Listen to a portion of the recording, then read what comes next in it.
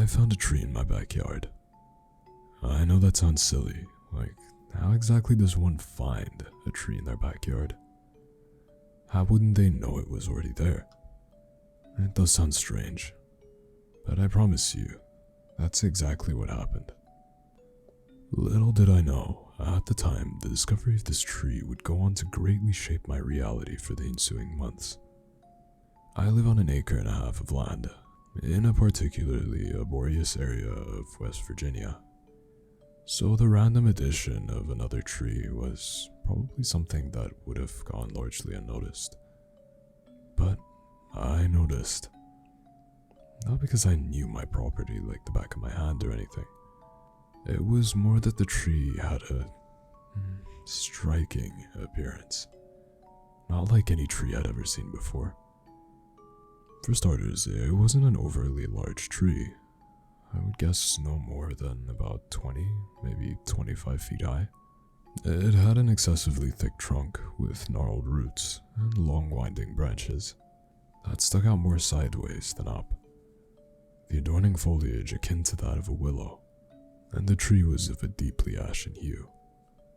I woke up the morning of January 14th, 2020, to see it standing amidst the other frost-covered, leaf-barren trees that took up residence on my property.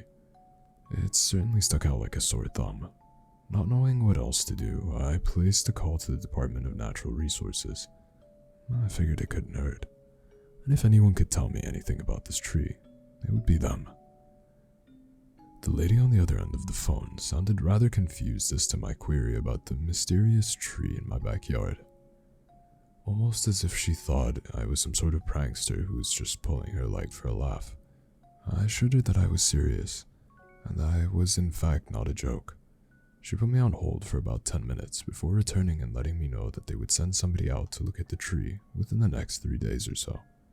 I thanked her and hung up. I spent a decent portion of the day staring out at the tree, trying to make sense of its sudden presence. Trees of that size and stature usually take decades upon decades to reach this degree of maturation. But here we had a tree that seemed to sprout up overnight. That night, and for several nights thereafter, I would hear a howling, tempestuous wind coming from the east that was sometimes accompanied by resonant, nondescript phonations.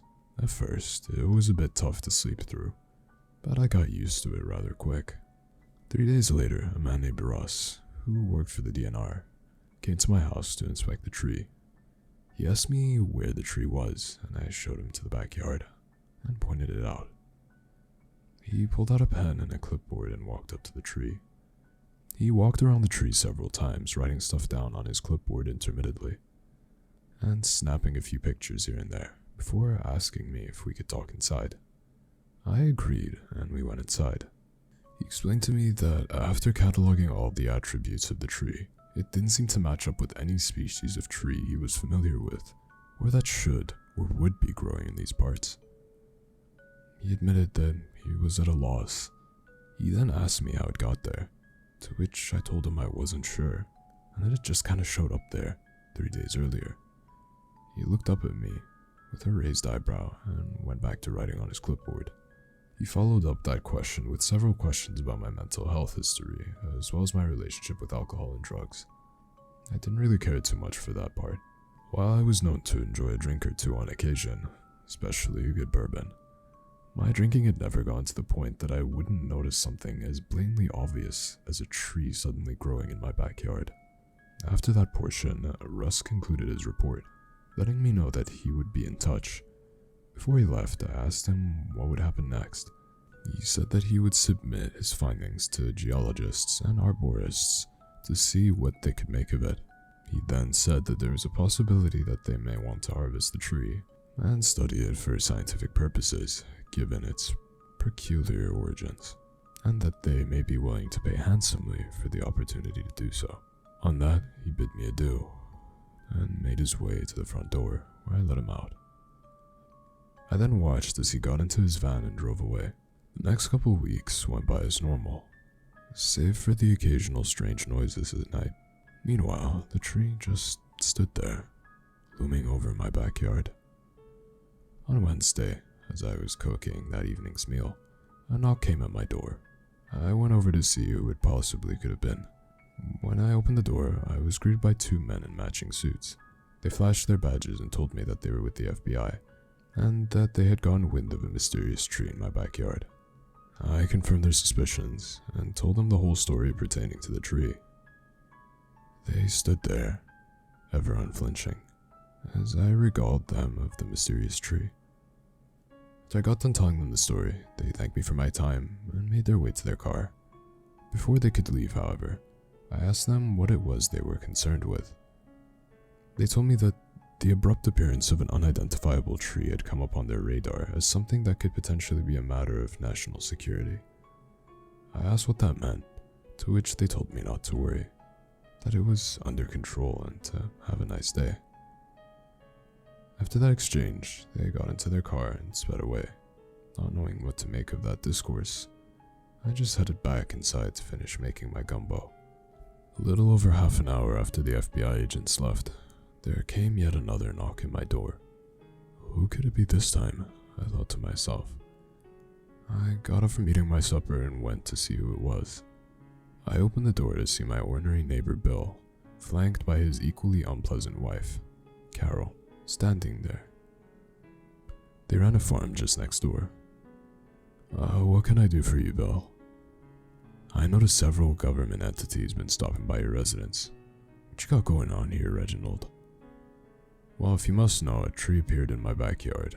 Little did I know, the utterance of that sentence would send something off in Bill, and would set in motion an unbelievable chain of events.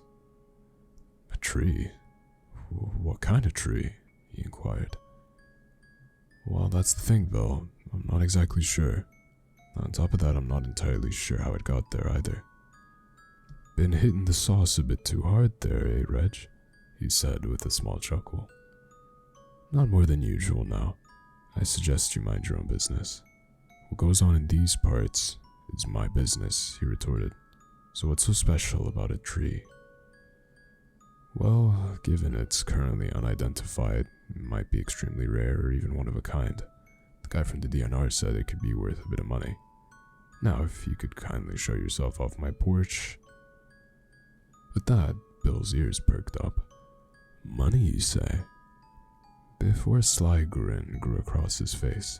Well, I'll be seeing you around, Reg, he said, with a nod before he and Carol made their egress off my front porch, and I went back inside to enjoy my evening in peace. As the months went by, the tree remained largely unchanged. The spring wore on, the leaves reappeared on the surrounding trees. The enigmatic tree stayed the same, bore no fruit of any kind. It bore no fruit of any kind. And even stranger yet was that as the birds returned from their winter haven down south, never would they perch on the tree. It was almost like the birds knew something about the tree that us humans didn't. Another strange thing that I noticed over the course of those so many months was that the tree branches never moved. Stiff breeze couldn't cause even the slightest sway. I would look out on some windier days and see all the other trees blowing in the harsh wind, their branches whipping back and forth. But not that tree. That tree stood firm and motionless. Aside from the strange goings-on with the tree, I also had to deal with other such nuisances. Recently, from time to time, when I'd be outside doing chores, I would see Bill peering over the fence, just staring at the tree. Sometimes he would even be equipped with a pair of binoculars. No telling what he's trying to glean from that. One night, after midnight, I even caught him trespassing on my property. He was just standing in front of the tree, staring up at it, unmoving and completely transfixed. Loaded my shotgun, went outside, and chased him away, yelling at him to get, letting him know that if I caught him again on my property, that I wouldn't hesitate to call the authorities. The crazy fool was off his rocker. He had seemingly become obsessed with the tree. The strangest Bill has been acting. It was around early June that I encountered just about the oddest event yet. Since the tree's arrival, that is. I was out chopping wood in the backyard when I noticed a caterpillar making its way towards me, just inching along the ground. I bent over to pick him up and move him to the garden. After placing the caterpillar in a bed of marigolds, I turned around to see what must have been hundreds of caterpillars coming towards me in what I imagined was about as hurried as a fashion as caterpillars could go. They all made their way past me, into my garden and other shrubs. I may not know a whole lot about migratory patterns of the common caterpillar, but it appeared to me that they were all inching away from that tree. I'd never seen such a sight in my life. A couple days after the incident with the caterpillars, I was sat on my couch watching TV. There came a knock at my door. I turned off my TV, got up, and made my way towards the door. I opened it to see two people in white lab coats standing there. One was an older gentleman with gray hair, black, thick-rimmed glasses, and a very serious demeanor.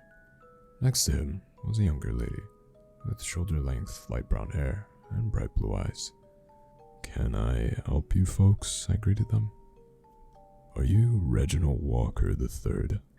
the man asked. "Sure am, and who might you be?" I responded. "My name is Dr. Ben Goster from the Larmy Ronson Research Institute in Hiley, Florida. And this is my research assistant, Gabby." Hello," Gabby said in a chipper manner, with a smile and a wave. "She's a geology doctoral candidate at UC Santa Barbara. We're here about your tree." Man, doesn't anybody just, ever stop by to say hi anymore? I laughed to myself. "Sure," I replied, "but how'd you hear about me?" "We were in contact with West Virginia Department of Natural Resources. We were then contacted to do research on the tree. Per your approval," he answered.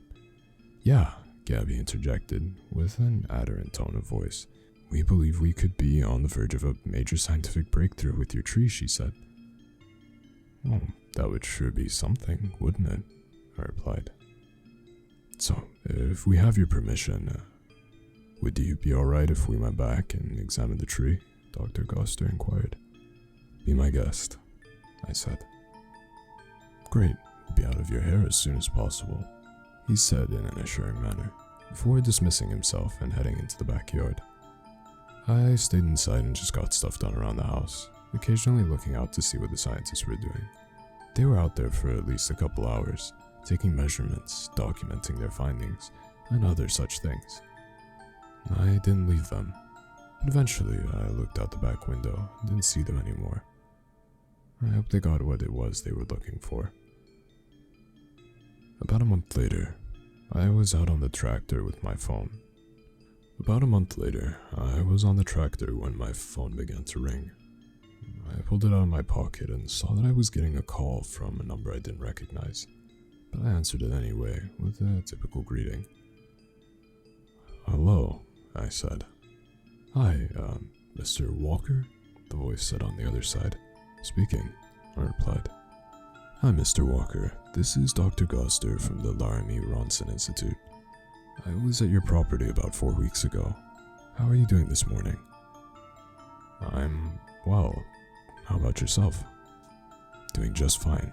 I'm calling you to tell you that after speaking to my superiors about my findings on your property, we are interested in moving forward with more extensive research proceedings, and are prepared to make you an offer for the rights to do further tests on the tree. Tell me, are you sitting down right now?" "Well, I'm currently in a tractor, so I'm moving, but sitting nonetheless." That's when he said that they were fixing to offer me $178,000 to harvest the tree for the purposes of doing further research on it. I was stunned when I heard the amount of money they were offering me. I'm glad I didn't fall off the tractor. I happily accepted the offer. He thanked me for my gracious gift to the scientific community and told me that the check would be in the mail soon. I thanked him, and we hung up. So while I was still very much perplexed by the tree, it looked as though it was about to bag me a pretty penny. I figured this was an occasion that called for a nice, smooth glass of bourbon. With it being a small town and all, word traveled fast of my impending capital gain, and no more than 3 days after getting the offer, lo and behold, it was front page news. There, plastered across the front page in bold lettering, where everybody across the country would see it, was the news of the sale. In what seemed like an attempt to shift the spotlight to himself, it appeared as though Bill had gone to the press as well, because 2 days after the initial report, I saw in the paper that he was trying to stake some sort of claim to my small fortune, claiming that he gave me the seeds that grew my mysterious tree, and that entitled him to a portion of the sum of money I was prepared to receive. An audacious and untrue claim, to say the least, but not unforeseen. It seems as though just about any time someone comes into a little bit of money, there's bound to be those who try to get a piece of it, spinning all sorts of craziness in their heads to justify their selfish, unfounded beliefs. It was later that day that things came to a head. I was pulling out weeds in my backyard when I heard footsteps come up behind me. "You don't deserve all that money," said a voice in a snarl. I stood up and turned around, and met with a bludgeoning force to my face. I fell to the ground immediately. In severe pain, seeing stars, I looked up to see Bill and Carol standing there. Bill was stood with a crazed look in his eyes, holding a chainsaw, that being what he appeared to have struck me with. "No, sir, you do not. My farm has been floundering for years and you just luck into some fancy tree? Well, I'm not having none of that," he hissed sharply.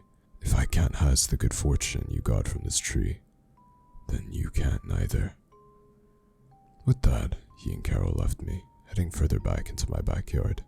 Still being woozy from the blow I took to the head, there wasn't much I could do. Bill and Carol made their way over to the tree. When they made it to the base of the tree, Bill fired up the chainsaw. A palpable wave of dread washed over me, and I felt utterly helpless.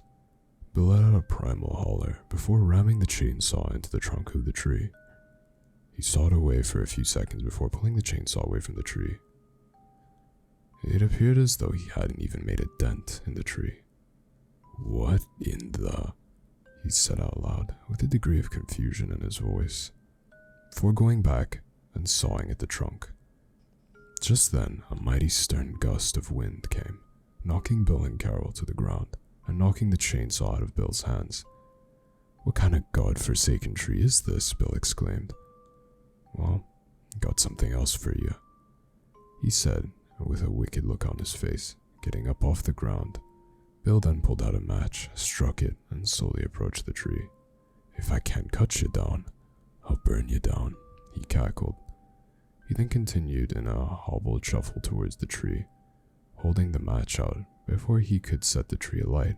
But before he could set the tree alight, a branch swung down, striking Bill in the side of the head and knocking him to the ground.